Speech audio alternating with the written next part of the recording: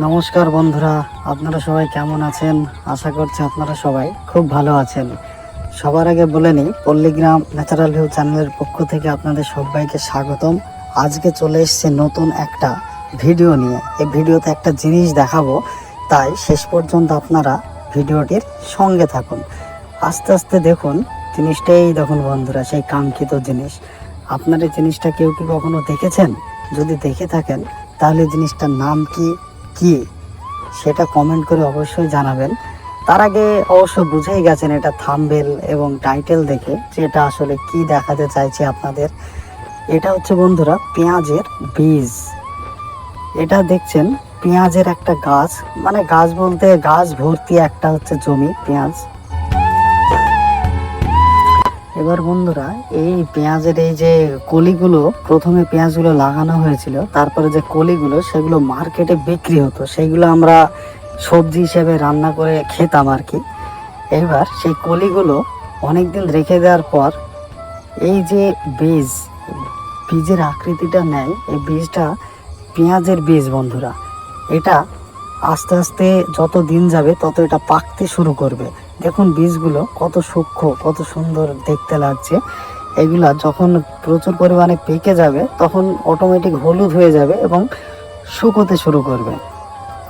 এগুলো শুকিয়ে যাওয়ার পর বন্ধুরা এগুলো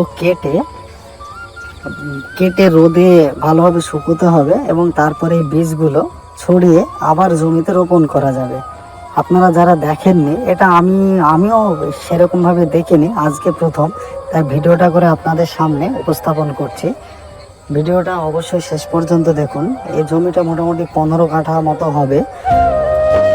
পেঁয়াজের মধ্যে মধ্যে এগুলো কলার জমি, কলা লাগানো আছে। পেঁয়াজের এই কলিগুলো মানে বীজটা সংগ্রহ করার পর পর কলাগুলো মোটামুটি সেচ সার যখন দেয়া হবে তখন কলাগুলোও বাড়তে শুরু করবে। একই জমিতে বন্ধুরা দুটো আবাদ, বুঝলেন? এদিকে পেঁয়াজের কলিটা বাজার মার্কেটে বিক্রি করার পর এই যেগুলো ছিল সেগুলো পেঁয়াজের বীজ হিসেবে এখানে রাখা আছে। দেখুন কত সুন্দর জমি, কত সুন্দর দেখতে লাগছে, সব পেঁয়াজের গাছ বন্ধুরা। এই গাছ থেকে নতুন, দেখুন কত সুন্দর লাগছে, এই বীজ থেকে নতুন পেঁয়াজ গাছের আবার জন্ম হবে। ভাবতে বেশ সবাই অবাক লাগে বন্ধুরা। দেখুন আপনারা কি এরকম পেঁয়াজের বীজ কিভাবে তৈরি হয় পেঁয়াজের, এটা আপনারা কি দেখেছেন কখনো? যদি দেখে থাকেন তাহলে অবশ্যই কমেন্ট করে জানাবেন।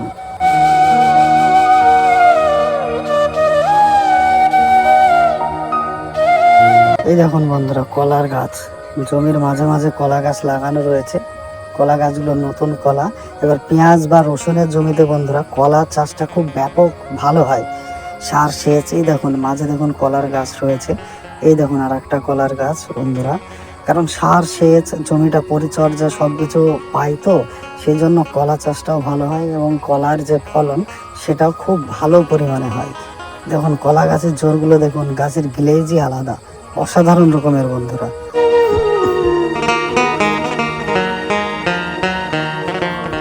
তাহলে বন্ধুরা এই দেখুন দেখুন একটা বাচ্চা কলা গাছ কত সুন্দর লাগছে, এখানে আর একটা আছে। তাহলে বন্ধুরা আজকে এই পর্যন্তই। ভালো লাগলে অবশ্যই লাইক কমেন্ট শেয়ার করে দেবেন। ধন্যবাদ।